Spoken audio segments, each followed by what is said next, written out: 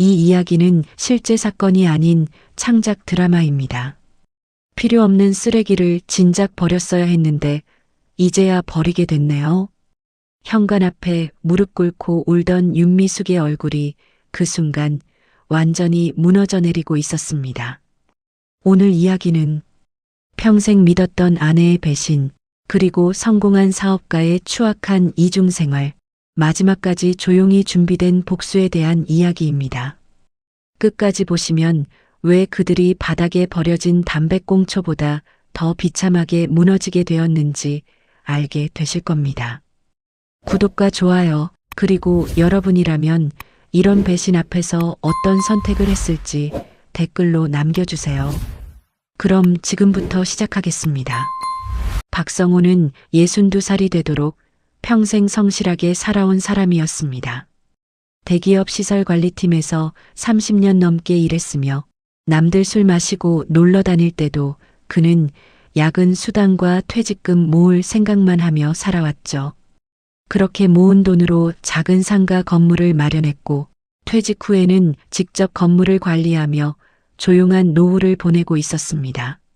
새벽이면 직접 건물 복도를 돌며 청소 상태를 확인했고 엘리베이터 소리만 들어도 어느 층이 문제인지 알 정도로 꼼꼼한 사람이었죠. 아내 윤미숙은 그런 성호에게 늘 고마워하는 듯 보였습니다. 아침마다 따뜻한 국을 끓여주었고 비 오는 날이면 우산 챙기라는 문자도 꼭 보내는 여자였죠. 그래서 성호는 한 번도 아내를 의심해 본 적이 없었습니다.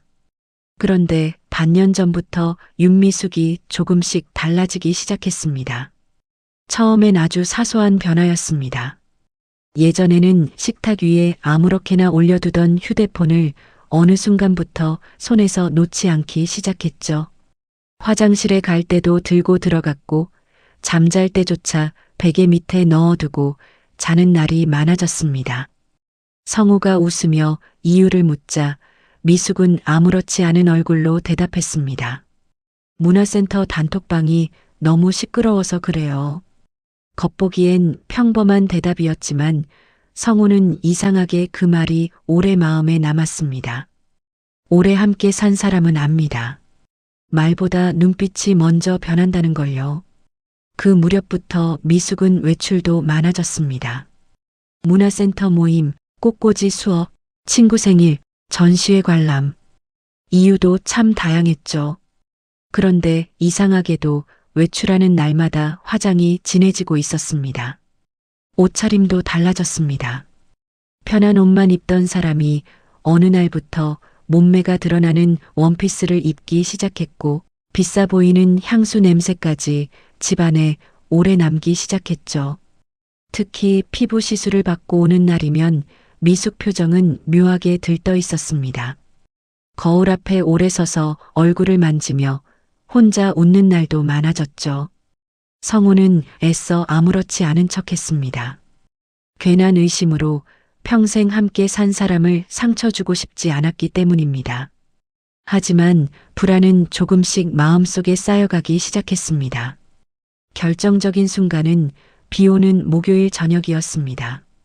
윤미숙이 마트에 들른다며 잠시 차를 세워두고 내렸고 성우는 운전석으로 옮겨 차를 주차하려 했습니다. 그때 차량 블랙박스가 자동으로 재생되기 시작했죠. 처음에는 별 생각 없이 듣고 있었습니다. 그런데 잠시 후 낯선 남자의 웃음소리가 차 안을 가득 채우기 시작했습니다. 오늘 진짜 예뻤어요. 낮고 부드러운 목소리였습니다. 곧이어 윤미숙 웃음소리도 들려왔죠. 당신 때문에 자꾸 겁이 나잖아요. 그 순간 박성호 손끝이 천천히 굳어가기 시작했습니다. 블랙박스 속 남자는 계속 말을 이어가고 있었습니다. 다음엔 호텔 말고 펜션으로 갑시다. 아무도 없는 데서 하루 종일 같이 있게. 차 안은 조용했지만 성호 귀에서는 심장이 터질 듯 뛰는 소리만 울리고 있었습니다. 그리고 몇 초 뒤 들려온 윤미숙 목소리. 맞아요, 호텔보다는 펜션이 더 편해요. 그 말을 듣는 순간 박성호 얼굴에서 웃음이 완전히 사라지고 있었습니다. 블랙박스 음성을 들은 그날 이후 박성호는 단 한 번도 윤미숙에게 화를 내지 않았습니다. 따지고 싶었고 당장 무너질 것처럼 소리 지르고 싶었지만 그는 그러지 않았죠. 오히려 더 평소처럼 행동하기 시작했습니다. 아침이면 늘 하던 대로 커피를 내렸고 저녁이면 아무 일 없는 사람처럼 TV를 켜두고 뉴스를 봤습니다. 윤미숙 역시 남편이 아무것도 모른다고 믿는 듯 행동하고 있었죠. 하지만 오래된 부부 사이에는 말보다 무서운 침묵이 있습니다. 성우는 이제 미숙 눈빛만 봐도 알 수 있었습니다. 그녀 마음이 이미 집 밖 어딘가로 떠나버렸다는 걸요. 며칠 뒤 월요일 오후였습니다. 윤미숙은 평소보다 1시간이나 일찍 욕실로 들어갔습니다. 욕실 문틈 사이로 드라이기 소리가 오래 이어졌고 화장품 냄새도 진하게 흘러나오고 있었죠. 잠시 뒤 모습을 드러낸 미숙은 성우가 알던 평범한 아내 모습이 아니었습니다. 짙어진 화장, 목선이 드러나는 블라우스, 그리고 은은하면서도 강한 향수 냄새까지 마치 누군가에게 예뻐 보이기 위해 준비한 여자처럼 보였죠. 성우는 신문을 넘기는 척하며 조용히 그녀를 바라봤습니다. 오늘은 어디 가요? 아주 평범한 말투였습니다. 윤미숙은 순간 놀란 듯 했지만 곧 자연스럽게 웃으며 대답했죠. 문화센터 사람들이랑 차 한 잔 마시기로 했어요. 늦을 수도 있어요. 성우는 아무렇지 않게 고개를 끄덕였습니다. 하지만 그녀가 현관문을 닫고 나가는 순간 성우 눈빛도 천천히 바뀌고 있었습니다. 그날 그는 처음으로 윤미숙 뒤를 따라가기 시작했습니다. 자신의 차로 멀찍이 거리를 유지한 채 미숙 차량을 쫓아갔죠. 윤미숙 차는 예상과 달리 문화센터 방향이 아닌 강남 쪽으로 향하고 있었습니다. 도심이 가까워질수록 성우 가슴은 이상하게 무거워지고 있었죠. 그리고 잠시 후 윤미숙 차는 강남의 한 고급 호텔 앞에 정차했고 윤미숙은 주위를 둘러보며 호텔 안으로 들어갔습니다. 성우는 멀리 떨어진 곳에 차를 세운 뒤 조용히 호텔 안으로 들어갔습니다. 호텔 로비는 평일 오후답게 조용했지만 성우 눈에는 모든 풍경이 흐릿하게만 보이고 있었습니다. 그때였습니다. 로비 소파에 앉아있던 윤미숙이 누군가를 발견하곤 갑자기 환하게 웃기 시작했죠. 성우 시선 끝에는 한 남자가 서 있었습니다. 검은 코트에 고급 시계를 찬 남자. 지역 경제 프로그램에서도 몇 번 봤던 얼굴이었습니다. 건축 인테리어 회사 대표 최영재. 고급 펜션과 카페 시공으로 꽤 유명한 사람이었죠. 최영재는 주변 눈치도 보지 않은 채 윤미숙 앞으로 다가왔습니다. 그리고 너무도 자연스럽게 그녀 허리를 감싸 안았죠. 그 순간 박성호 손끝이 천천히 떨리기 시작했습니다. 하지만 그는 끝까지 움직이지 않았습니다. 도망치듯 눈을 피하지도 않았고 충동적으로 뛰어가지도 않았죠. 그저 멀리 선 채 두 사람 모습을 조용히 바라보고 있었습니다. 윤미숙은 연애하는 20살 여자처럼 웃고 있었습니다. 최영재 팔짱을 꼭 낀 채 그의 어깨에 기대고 있었죠. 잠시 뒤 두 사람은 엘리베이터 쪽으로 걸어가기 시작했습니다. 엘리베이터 문이 열리자 최영재는 윤미숙 등을 가볍게 밀어 안으로 들여보냈고 윤미숙은 익숙한 사람처럼 자연스럽게 그의 넥타이를 만지고 있었습니다. 닫히기 직전 엘리베이터 안에서 들려온 짧은 웃음소리. 그 소리가 박성호 귀에 오래 남았습니다. 몇 시간 뒤 호텔 레스토랑에서 나온 두 사람은 들어갈 때보다 훨씬 더 다정해져 있었습니다. 와인을 마신 탓인지 윤미숙 얼굴은 붉게 달아올라 있었으며 최영재는 사람들 시선도 신경 쓰지 않은 채 그녀 손등을 천천히 쓰다듬고 있었죠. 호텔 밖으로 나온 뒤에도 두 사람은 쉽게 떨어지지 못했습니다. 최영재는 윤미숙 머리카락을 귀 뒤로 넘겨주며 낮은 목소리로 무언가를 속삭였고 윤미숙은 부끄러운 듯 웃으며 그의 가슴을 가볍게 밀쳤습니다. 잠시 후 최영재가 차 문을 열어주자 윤미숙은 아주 자연스럽게 조수석에 올라탔습니다. 그 모습은 오래된 불륜이 아니라 마치 오래 사랑한 부부처럼 익숙해 보였죠. 멀리서 그 장면을 지켜보던 박성호는 끝내 휴대폰을 들어 사진 몇 장을 찍었습니다. 하지만 셔터를 누르는 손은 심하게 떨리고 있었습니다. 그리고 검은 외제차가 천천히 호텔을 빠져나가는 모습을 바라보며 아주 낮은 목소리로 혼잣말을 내뱉었죠. 그래, 이제야 진짜 얼굴이 보이는군.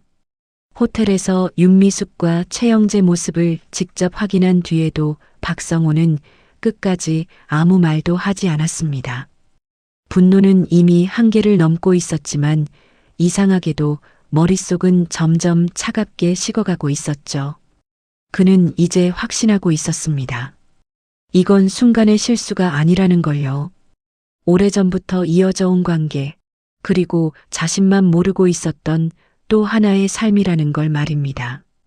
며칠 뒤 박성호는 조용히 탐정사무소를 찾아갔습니다. 전직 강력계 형사 출신이라는 탐정 오민석은 성호 이야기를 끝까지 듣더니 짧게 고개를 끄덕였죠. 감정적으로 움직이면 증거 놓칩니다. 지금부터는 확인이 아니라 기록이라고 생각하셔야 합니다. 그 말은 이상할 만큼 차갑고 현실적이었습니다. 그리고 바로 다음 날부터 윤미숙과 최영재에 대한 본격적인 추적이 시작됐죠. 오민석은 생각보다 훨씬 빠르게 두 사람 동선을 정리해냈습니다.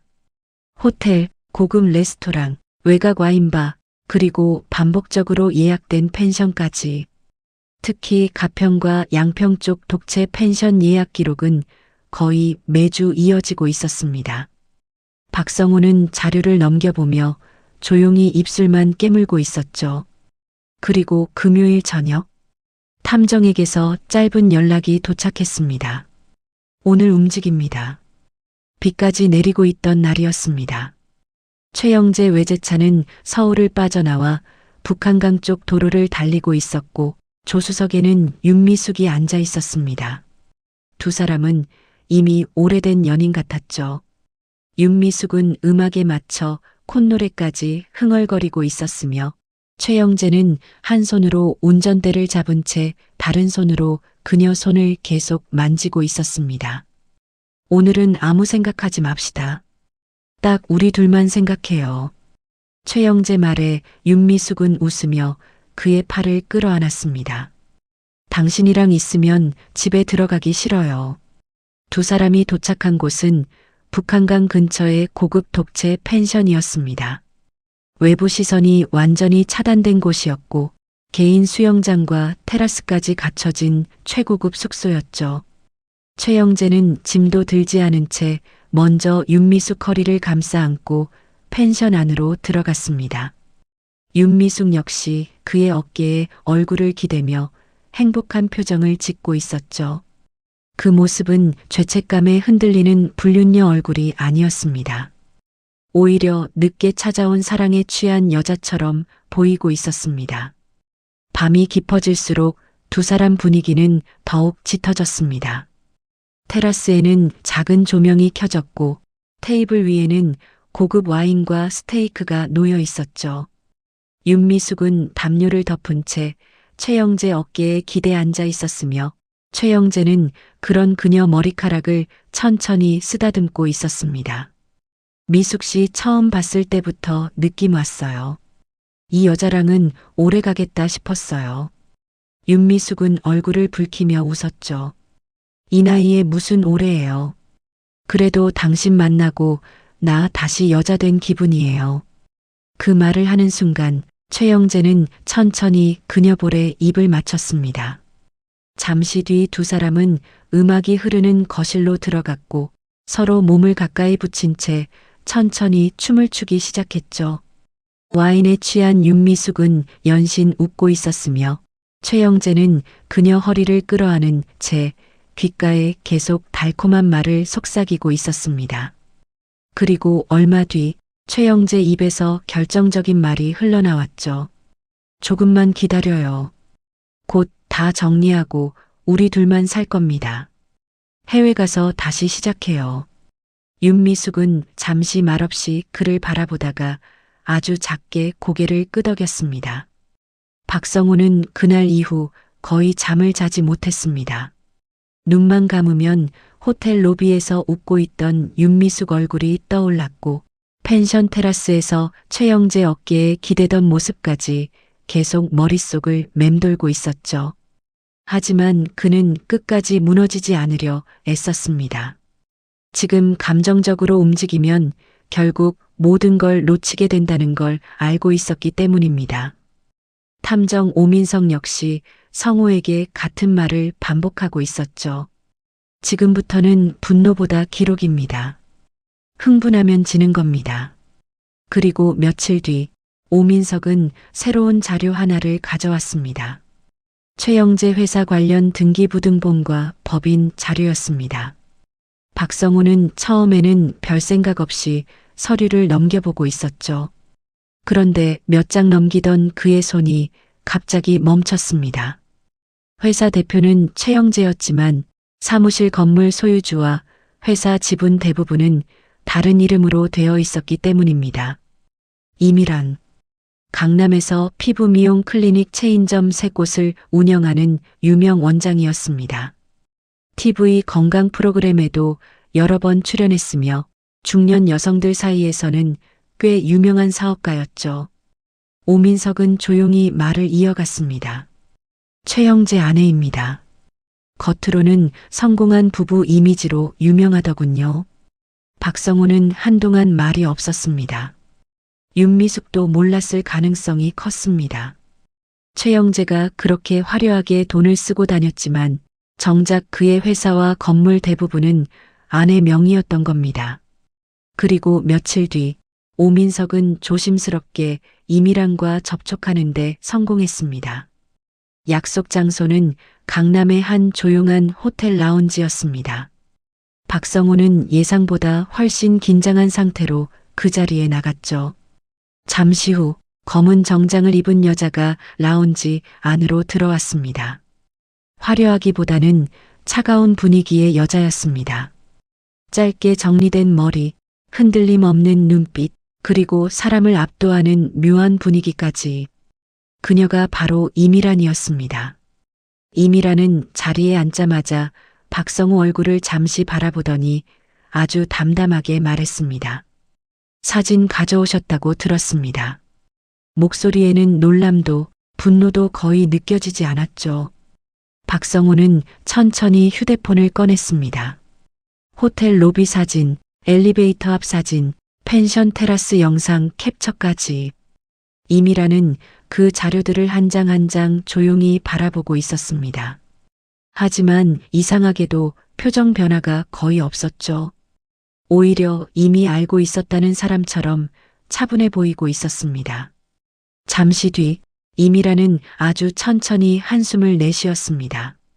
결국 여기까지 왔군요. 짧은 한마디였습니다. 박성우는 조심스럽게 그녀를 바라봤죠. 이미라는 물컵을 손으로 천천히 돌리며 말을 이어갔습니다. 최영재 바람이 하루 이틀은 아니었습니다.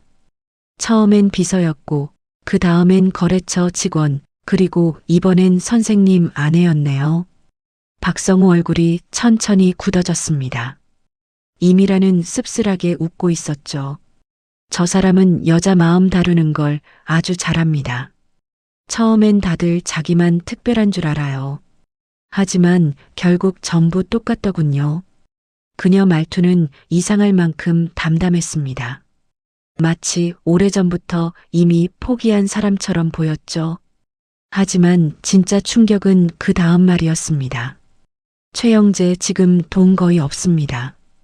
박성우 눈썹이 천천히 움직였습니다. 이미라는 준비해온 서류철 하나를 꺼내 테이블 위에 올려놓았죠. 그 안에는 세금 체납 자료와 금융 기록 일부가 정리되어 있었습니다. 국세청 고액 체납 추적도 이미 들어와 있어요. 세금만 5억 넘습니다. 회사 자금도 계속 이상하게 빠져나가고 있었고요.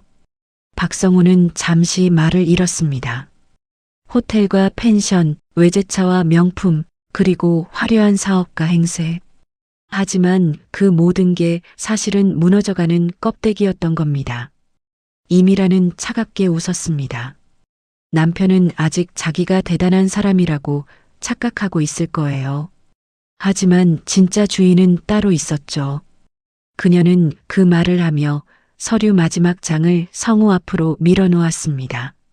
사무실 건물 소유권, 법인 지분, 대출 관련 서류까지 모든 핵심 자산 명의는 이미란 앞으로 되어 있었습니다. 박성우는 그 서류를 한참 바라보다가 아주 낮게 물었습니다. 최영재 씨는 이 사실 압니까? 이미란 입가에 아주 희미한 미소가 번졌습니다. 그리고 그녀는 차가운 눈빛으로 창밖을 바라보며 천천히 대답했죠. 아직은요. 하지만 곧 알게 될 겁니다. 자기가 얼마나 빈 껍데기였는지. 이미란과 만난 뒤 박성우는 처음으로 확신하게 됐습니다. 윤미숙과 최영재의 관계는 단순한 외도가 아니었습니다. 두 사람은 이미 미래까지 계획하고 있었고 그 과정에서 남의 인생과 돈까지 이용하고 있었죠. 그리고 그 사실을 가장 오래 참고 있었던 사람은 다름 아닌 이미란이었습니다. 그녀는 겉으로는 성공한 피부 미용 클리닉 원장이었지만 실제로는 남편 사업 부실까지 혼자 막아내고 있었죠. 강남에 체인점 3곳을 운영하며 번 돈으로 최영재 회사 세금과 대출을 수없이 대신 갚아왔습니다. 하지만 최영재는 그런 아내 돈으로 윤미숙과 호텔과 펜션을 드나들고 있었죠. 박성우는 그 사실을 알게 된 순간 이상하게 화보다 허탈함이 먼저 밀려왔습니다. 평생 가족만 믿고 살았던 자신과 겉으로만 화려했던 최영재 모습이 너무 대비되고 있었기 때문입니다. 며칠 뒤 이미라는 박성우와 탐정 오민석 그리고 이혼 전문 변호사 김태훈까지 함께 불러 조용한 자리를 만들었습니다. 테이블 위에는 두꺼운 서류철 여러 개가 놓여 있었죠. 최영재 회사 자금 흐름, 법인카드 사용 내역, 호텔 결제 기록, 고급 펜션 예약 자료까지. 김태훈 변호사는 서류를 넘기며 낮게 말했습니다. 생각보다 심각합니다. 법인 자금 유용 정황이 꽤 많습니다. 실제로 최영재는 회사명의 법인카드로 호텔과 레스토랑, 고급 와인 비용까지 결제하고 있었죠. 심지어 윤미숙 명의 계좌로 여러 차례 거액이 송금된 기록까지 발견됐습니다. 박성우 얼굴이 천천히 굳어가기 시작했습니다. 윤미숙은 단순히 사랑에 빠진 게 아니었습니다. 최영재 돈을 함께 쓰고 있었고 해외 이주 계획까지 함께 세우고 있었죠. 탐정 오민석은 추가 자료 하나를 더 꺼냈습니다. 해외 부동산 상담 업체와 주고받은 이메일 복구 자료였습니다. 포르투갈 장기 체류 비자 상담 내역입니다. 두 사람이 함께 문의했더군요. 순간 회의실 공기가 무겁게 가라앉았습니다. 윤미숙은 이미 남편 박성우와 미래를 끝낸 상태였던 겁니다. 그날 밤 최영재는 아무것도 모른 채 또다시 윤미숙과 외곽 펜션으로 향하고 있었습니다. 차 안에서는 잔잔한 음악이 흐르고 있었고 윤미숙은 조수석에서 미소를 지으며 창밖을 바라보고 있었죠. 최영재는 한 손으로 운전대를 잡은 채 그녀 손등을 천천히 쓰다듬었습니다. 조금만 더 버티면 됩니다. 회사 정리 끝나면 우리 둘이 해외 가는 거예요. 이젠 남 눈치 안 보고 살아야죠. 윤미숙은 기대에 찬 얼굴로 웃었습니다. 당신이랑 있으면 무섭지가 않아요. 진작 만났어야 했어요. 하지만 그 순간에도 이미란과 박성호는 조용히 다음 준비를 끝내고 있었습니다. 이미란은 자신명의 건물과 회사 지분에 대한 긴급 가압류 신청 서류를 제출했으며 김태훈 변호사는 국세청 조사 자료와 세금 체납 내역 정리를 마무리하고 있었죠. 모든 건 조용하게 진행됐습니다. 소리 지르는 사람도 없었고 협박하는 사람도 없었습니다. 대신 아주 천천히 그리고 치밀하게 숨통을 조이고 있었죠. 며칠 뒤 월요일 아침, 최영재는 출근하자마자 이상한 분위기를 느끼기 시작했습니다. 직원들 표정이 어두웠고 재무팀 직원 몇 명은 아예 울고 있었죠. 잠시 뒤 재무이사가 급하게 뛰어들어왔습니다. 대표님, 큰일 났습니다. 회사 계좌 일부 지급 정지 들어왔습니다. 최영재 얼굴이 굳기 시작했습니다. 그게 무슨 소리야? 재무이사는 떨리는 목소리로 말을 이어갔죠. 건물도 가압류 들어왔고 국세청 조사관도 지금 올라오고 있습니다. 그 순간 최영재 손에 들려있던 커피잔이 바닥으로 떨어졌습니다. 그리고 같은 시각 윤미숙 역시 집에서 한 통의 우편을 받아들고 얼굴이 새하얗게 질려가고 있었습니다. 봉투 겉면에는 선명하게 적혀 있었죠. 상간 손해배상 청구 소장. 그 이름 아래 원고란에는 박성호 이름이 적혀 있었습니다. 상간 소송 서류를 받아든 윤미숙 손은 심하게 떨리고 있었습니다. 봉투를 뜯는 순간부터 이미 불길한 예감은 하고 있었지만 실제로 박성호 이름이 적힌 소장을 보는 순간 다리가 힘없이 풀려버렸죠. 윤미숙은 급하게 최영재에게 전화를 걸었습니다. 하지만 연결음은 길게 이어질 뿐 쉽게 받지 않았습니다. 그 시각 최영재 역시 회사 안에서 완전히 정신이 무너지고 있었습니다. 국세청 조사관들이 사무실로 들이닥쳤고 재무팀 컴퓨터와 회계 자료들을 하나씩 확인하고 있었죠. 직원들은 복도 끝에 몰려 웅성거리고 있었으며 누군가는 이미 휴대폰으로 인터넷 기사를 찾아보고 있었습니다. 최영재 대표 세무조사 들어왔대. 회사 진짜 망하는 거 아니야? 수군거림은 빠르게 퍼지고 있었죠. 최영재는 애써 태어난 척했지만 얼굴은 이미 창백하게 질려가고 있었습니다. 그때 재무이사가 다시 급하게 뛰어왔습니다. 대표님, 법인 계좌 추가 지급 정지 들어왔습니다. 거래처에서도 전화 계속 옵니다. 최영재는 순간 아무 말도 하지 못했습니다. 손등 핏줄만 서서히 올라오고 있었죠. 그리고 결정적인 한마디가 이어졌습니다. 그리고 사모님 쪽에서 대표권 제한 신청도 들어왔습니다. 순간 최영재 눈빛이 크게 흔들렸습니다. 뭐? 이미라니? 그 이름이 나오자마자 그는 급하게 휴대폰을 꺼냈습니다. 하지만 이미라는 전화를 받지 않았죠. 몇 번이고 다시 걸었지만 결과는 같았습니다. 그 순간 최영재 얼굴에 처음으로 공포가 번지고 있었습니다. 그는 이제야 깨닫기 시작했죠. 자신이 믿고 있었던 돈과 회사, 그리고 화려한 삶 대부분이 사실은 이미란 손안에 있었다는 걸 말입니다. 같은 시각 윤미숙 역시 완전히 무너지고 있었습니다. 그녀는 떨리는 손으로 최영재에게 계속 전화를 걸었지만 겨우 연결된 통화 속에서 돌아온 건 짜증 섞인 목소리뿐이었죠. 지금 나도 정신없어요. 나중에 연락합시다. 짧은 말과 함께 전화는 그대로 끊겨버렸습니다. 윤미숙은 한동안 휴대폰만 바라보고 있었습니다.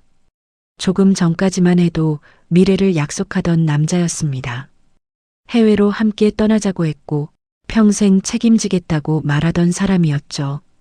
그런데 막상 일이 터지자 가장 먼저 그녀 손을 놓아버리고 있었습니다. 그날 밤 최영재는 결국 이미란을 직접 찾아갔습니다. 강남 클리닉 건물 맨 위층 원장실. 이미란은 늦은 시간까지 혼자 서류를 정리하고 있었죠. 문이 열리자 최영재는 다급하게 안으로 들어왔습니다. 며칠 사이 눈에 띄게 초췌해진 얼굴이었습니다. 미란아, 이거 당신이 한 거야? 이미라는 천천히 안경을 벗으며 그를 바라봤습니다. 놀라는 기색도 화내는 표정도 없었죠. 오히려 아주 차갑고 조용했습니다. 최영재는 그녀 앞으로 다가왔습니다. 회사 지금 난리 났어. 세무조사 들어오고 거래처 다 끊긴다고. 당신까지 이러면 나 끝장이야. 하지만 이미라는 끝까지 흔들리지 않았습니다. 그녀는 책상 서랍에서 서류 하나를 꺼내 최영재 앞에 밀어놓았죠. 건물 소유권 서류였습니다. 그리고 법인 지분 내역까지 함께 정리돼 있었죠. 최영재 얼굴이 천천히 굳어가기 시작했습니다. 이미라는 낮고 차가운 목소리로 입을 열었습니다. 당신은 착각하고 있었어요. 그 회사 당신 회사 아닙니다. 내가 허락한 동안만 대표였던 거예요. 순간 최영재 눈빛이 흔들렸습니다. 그리고 그동안 숨겨왔던 공포가 얼굴 위로 그대로 드러나기 시작했죠. 그는 결국 이미란 앞에 무릎까지 꿇고 말았습니다. 미란아, 한 번만 살려줘. 회사만 살리면 다시 시작할게. 하지만 이미란 표정은 끝까지 변하지 않았습니다. 오히려 아주 천천히 비웃듯 웃고 있었죠. 당신 지금까지 여자들 앞에서는 참 당당했잖아요. 호텔도 가고 펜션도 가고. 그런데 돈줄 끊기니까 이제 무섭습니까? 최영재는 아무 말도 하지 못했습니다. 그 순간 그는 처음으로 깨닫고 있었죠. 자신이 사랑이라고 믿었던 관계도 성공이라고 믿었던 인생도 전부 무너지기 시작했다는 걸 말입니다. 그리고 같은 시간 윤미숙은 텅 빈 집 거실에 혼자 앉아 박성호가 남긴 서류들을 다시 바라보고 있었습니다. 호텔 사진, 펜션 영상 캡처, 차량 녹취록, 그리고 상간 소송 서류까지. 도망칠 곳은 이미 사라져 있었죠. 그때 현관문이 열리며 박성호가 천천히 집 안으로 들어왔습니다. 윤미숙은 떨리는 눈으로 그를 바라봤습니다. 하지만 박성호 얼굴에는 분노조차 없었습니다. 오히려 너무 차가워서 더 무서운 표정이었죠. 그리고 그는 아주 담담하게 한마디를 내뱉었습니다. 이제부터 진짜 시작입니다. 그날 이후 윤미숙 삶은 눈에 띄게 무너지기 시작했습니다. 예전 같으면 아침마다 울리던 전화도 끊겼고 문화센터 사람들 연락 역시 하나둘 사라지고 있었죠. 처음에는 단순히 기분 탓이라고 생각했습니다. 하지만 며칠 뒤 시장에서 마주친 동네 사람들 반응을 보는 순간 윤미숙은 이상함을 느끼기 시작했죠. 누군가는 그녀를 보고 갑자기 말을 멈췄고 누군가는 대놓고 수군거리며 휴대폰 화면을 보여주고 있었습니다. 그날 저녁 윤미숙은 떨리는 손으로 인터넷을 검색하다 결국 얼굴이 새하얗게 질리고 말았습니다. 지역 커뮤니티와 부동산 카페, 그리고 중년 모임 게시판 곳곳에 익명의 글들이 퍼지고 있었죠. 유명 인테리어 대표와 불륜한 유부녀 이야기, 호텔과 펜션을 돌아다니며 남편 속인 여자, 실명은 없었지만 나이와 지역, 그리고 문화센터 이야기까지 적혀 있던 탓에 아는 사람들은 이미 다 눈치챈 상태였습니다.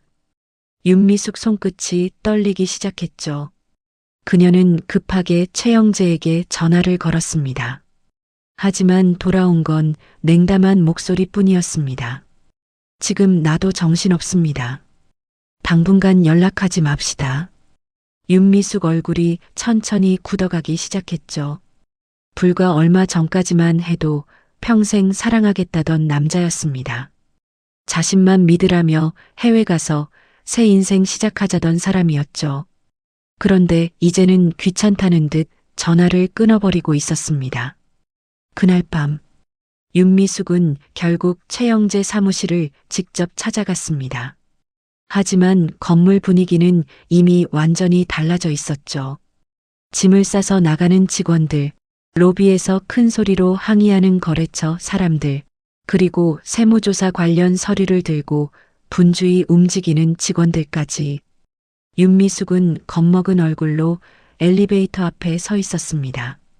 잠시 뒤 사무실 문이 열리며 최영재가 밖으로 나왔죠. 하지만 그녀가 알던 모습이 아니었습니다. 비싼 정장은 구겨져 있었고 얼굴은 며칠째 잠을 못 잔 사람처럼 초췌해져 있었죠. 윤미숙은 다급하게 그의 팔을 붙잡았습니다. 영재 씨 어떻게 된 거예요? 우리 괜찮은 거 맞죠? 하지만 최영재는 그녀 손을 천천히 떼어냈습니다. 그리고 아주 짜증 섞인 얼굴로 낮게 내뱉었죠. 지금 그딴 소리 할 때입니까? 순간 윤미숙 눈빛이 흔들렸습니다. 최영재는 주변 눈치를 보며 더욱 날카롭게 말을 이어갔죠. 당신 때문에 일이 더 커졌잖아요.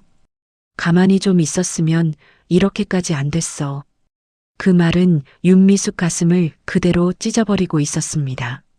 함께 미래를 약속했던 남자가 이제는 모든 책임을 그녀에게 돌리고 있었기 때문입니다. 윤미숙 눈가에 금세 눈물이 차올랐죠. 당신 나 사랑한다며. 최영재는 피곤한 얼굴로 한숨만 내쉬었습니다. 그리고 아주 차갑게 말했죠. 사람이 살고 봐야 할 거 아닙니까? 지금 내 인생 끝나게 생겼어요. 그 말을 끝으로 그는 그대로 등을 돌려버렸습니다. 윤미숙은 멍한 얼굴로 그의 뒷모습만 바라보고 있었죠. 그 순간 그녀는 처음으로 깨닫기 시작했습니다. 최영재에게 자신은 사랑이 아니라 잠깐 즐기던 도피처였다는 걸 말입니다. 며칠 뒤 상황은 더 심각해졌습니다. 최영재 회사는 결국 부도 직전까지 몰렸고 국세청은 그의 이름을 고액 체납자 공개 명단에 올려버렸죠. 인터넷 기사 제목은 자극적이었습니다. 유명 인테리어 대표 세금 5억 체납. 불륜 의혹까지 겹치며 몰락. 기사 댓글은 순식간에 수천 개가 달렸고 사람들은 최영재보다 윤미숙 사진부터 찾기 시작했습니다. 그 무렵 윤미숙은 결국 살던 집에서도 나와야 했습니다. 박성호가 이혼 절차와 재산 정리를 빠르게 진행했기 때문이었죠. 커다란 캐리어 하나를 끌고 나온 그녀는 갈 곳조차 마땅치 않았습니다. 친구들은 연락을 피했고 가족들 역시 냉담했죠. 결국 윤미숙은 외곽 오래된 원룸 건물로 들어가게 됐습니다. 곰팡이 냄새가 올라오는 좁은 방, 낡은 싱크대, 그리고 창문 틈 사이로 들어오는 찬 바람까지. 불과 몇 달 전까지만 해도 호텔 스위트룸에서 와인을 마시던 여자라고는 믿기 어려운 모습이었죠. 그리고 바로 그날 밤, 윤미숙은 결국 박성호에게 떨리는 문자 하나를 보내고 있었습니다. 한 번만 만나주세요. 하지만 박성호는 한참 동안 답장을 보내지 않았습니다. 그리고 늦은 새벽이 되어서야 아주 짧은 답 하나가 도착했죠. 내일 봅시다. 그 짧은 문장을 보는 순간 윤미숙 눈에서는 참아왔던 눈물이 끝내 터져나오고 있었습니다. 비가 내리던 새벽이었습니다. 윤미숙은 편의점 앞 플라스틱 의자에 웅크린 채 컵라면, 국물을 마시고 있었습니다. 낡은 패딩 소매 끝은 해져 있었고 머리는 며칠째 제대로 감지 못한 사람처럼 엉켜 있었죠.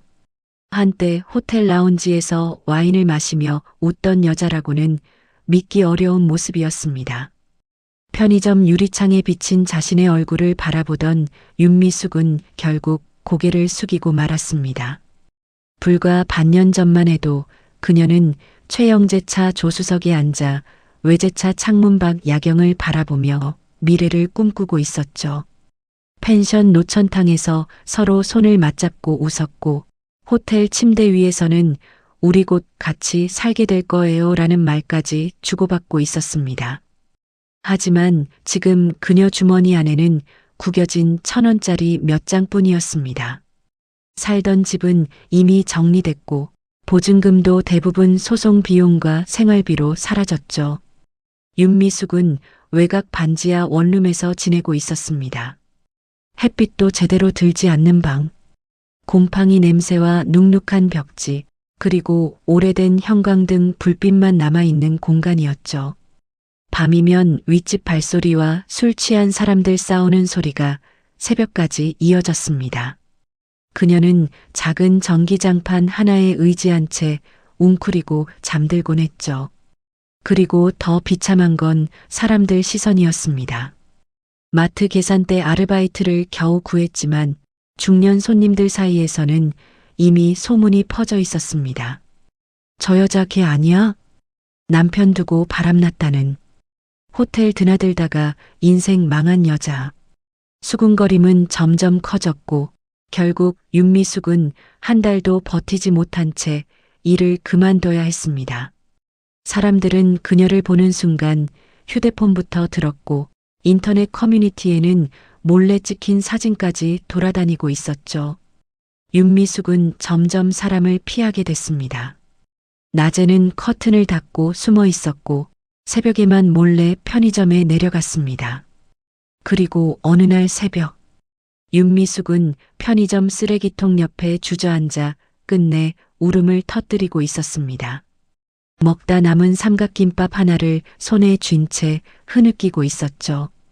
그녀는 그 순간 처음으로 깨닫고 있었습니다. 자신이 잃어버린 건 남편만이 아니라 사람답게 살아가던 인생 자체였다는 걸 말입니다. 그리고 최영재. 그 역시 처참하게 무너지고 있었습니다. 한때는 방송에도 나오고 지역 행사마다 앞줄에 앉아 사람들 박수를 받던 남자였습니다.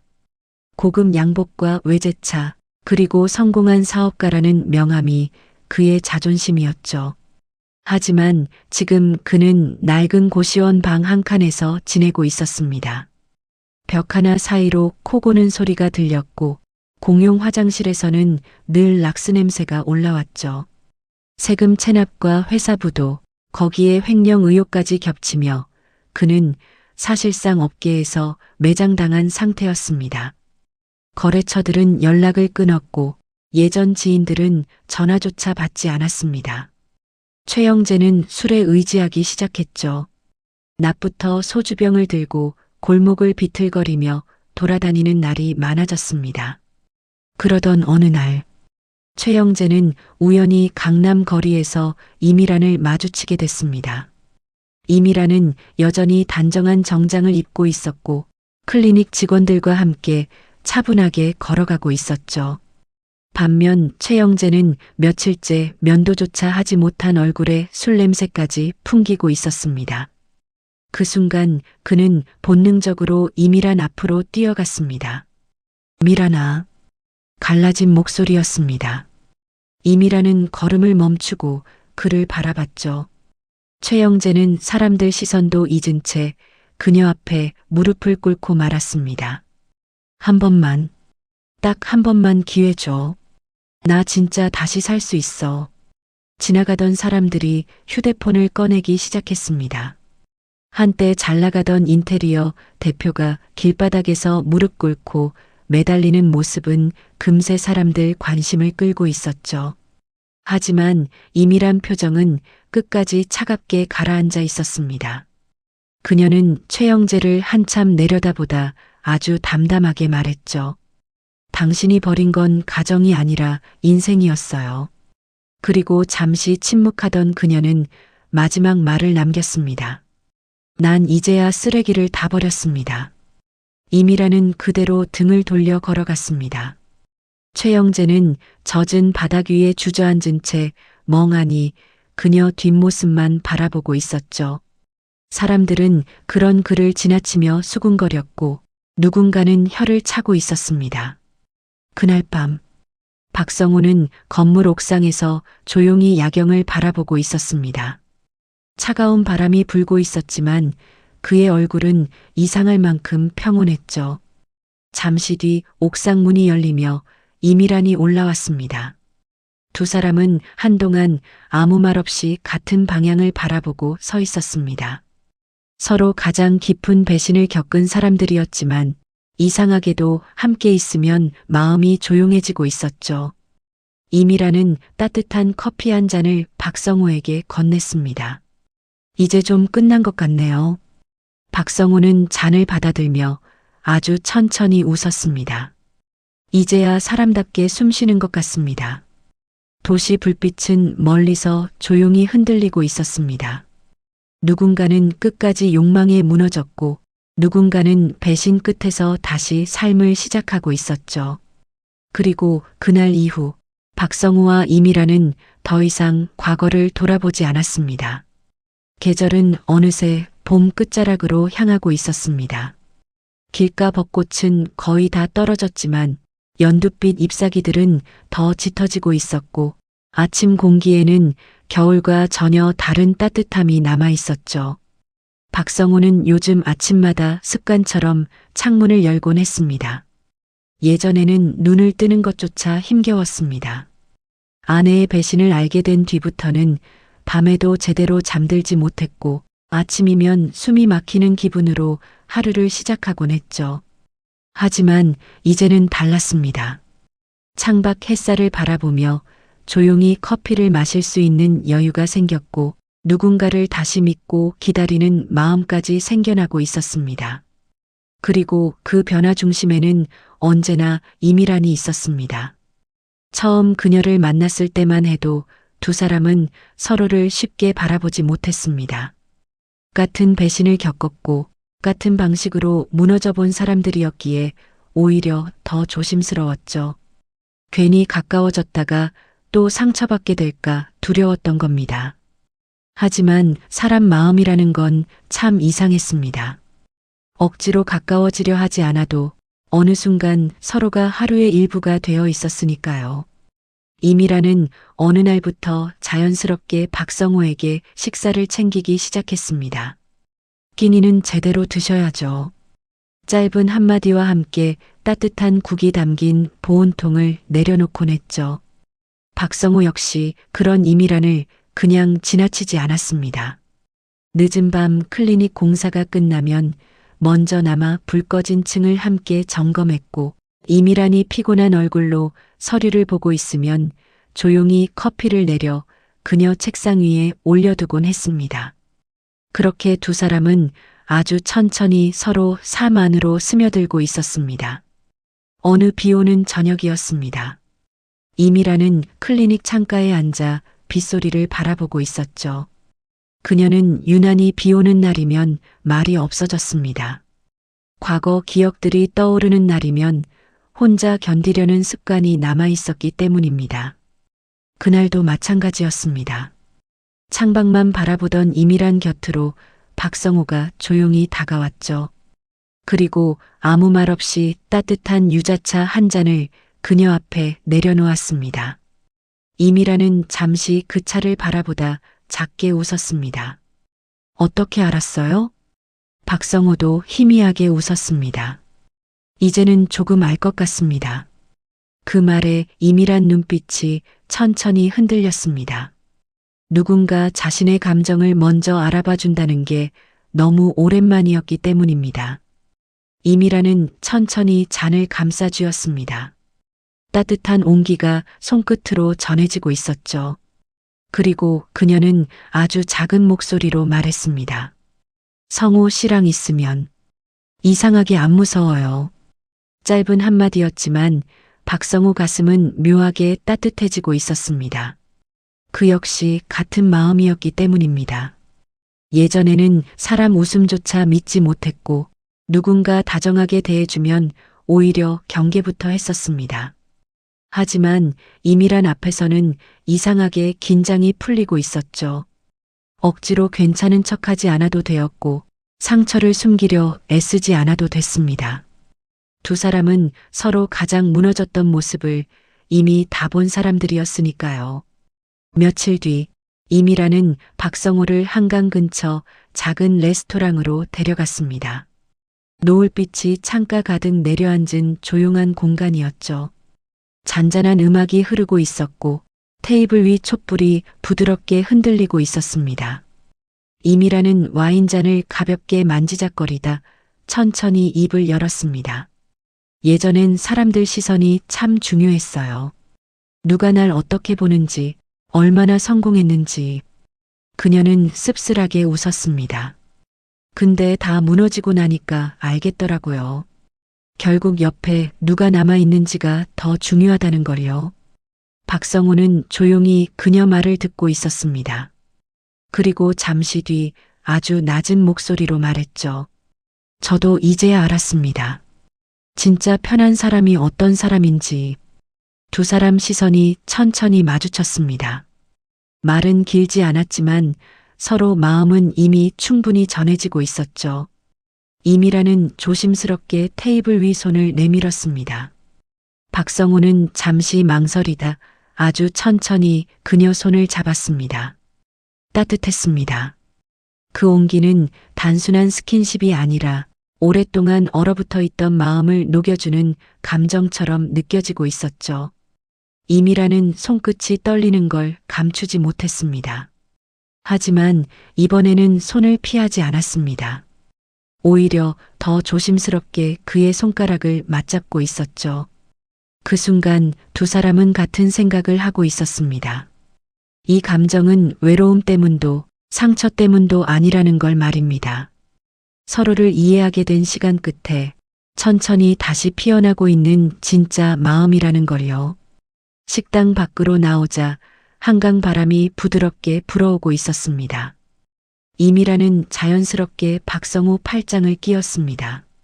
처음에는 어색했던 행동이었지만 이제는 너무 자연스러워져 있었죠.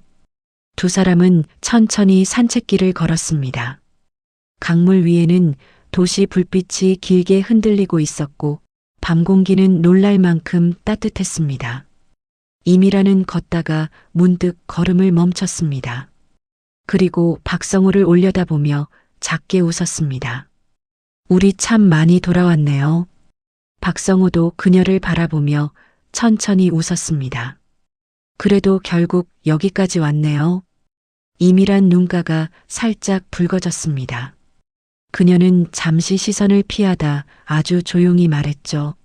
앞으로는 혼자 안 울어도 되겠죠? 그 말을 들은 박성호는 아무 말 없이 그녀 어깨를 천천히 감싸 안았습니다. 이미라는 그 품 안에 조용히 기대었습니다. 따뜻했습니다. 억지 위로도 화려한 말도 없었지만 그 품 안에서는 이상하게 모든 불안이 사라지고 있었죠. 박성호는 그녀 머리 위로 조용히 말했습니다. 이제는 같이 웃읍시다. 이미라는 끝내 참지 못하고 눈물을 흘렸습니다. 하지만 예전처럼 절망의 눈물이 아니었습니다. 오랫동안 혼자 견뎌온 시간이 끝났다는 안도의 눈물이었죠. 그날 밤 두 사람은 한강 야경을 오래 바라보았습니다. 손을 맞잡은 채 같은 방향을 바라보며 아주 천천히 미래를 그리고 있었습니다. 누군가는 욕망 때문에 모든 걸 잃었고 누군가는 배신 때문에 무너졌지만 결국 끝까지 살아남은 두 사람은 서로의 상처를 안아주며 다시 사랑을 배우고 있었습니다. 그리고 그 순간 박성호와 이미라는 비로소 알게 되었습니다. 진짜 사랑은 화려하게 시작되는 것이 아니라 가장 무너진 순간 곁을 지켜주는 사람과 함께 다시 웃게 되는 것이라는 거요.